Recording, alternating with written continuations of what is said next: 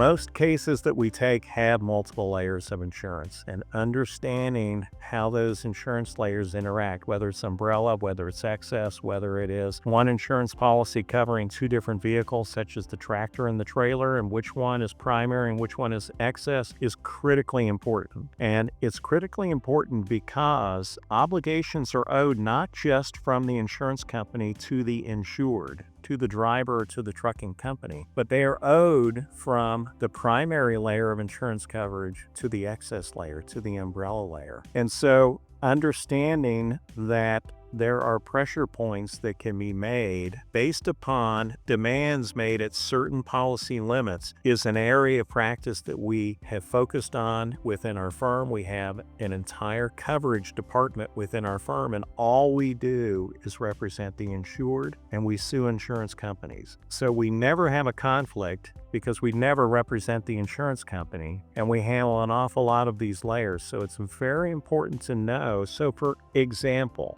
if you have a tractor trailer crash and you have insurance coverages, once you get through discovery and you finally get the policies, because they won't initially want to admit it, but you find that you have $200 million of insurance coverage. Well, those lower layers are going to be $2.5 million to $5 million, from $5 million to $10 million to maybe $12.5 million to $15 million. Then the layers start jumping and they start going up to $20 million to $30 million, $30 million to $40 million. And oftentimes they will jump in $10 million increments. And in looking at a case and being able to look at the life care plan for the client, looking at the liability that's established, then a demand can be fashioned that will trigger one particular layer, and at the same time notice can be sent to the layer above that, where that layer above it begins to create what you know as the pincer move. And the pincer move is that the insurer at the excess layer starts to put pressure on the carrier below it,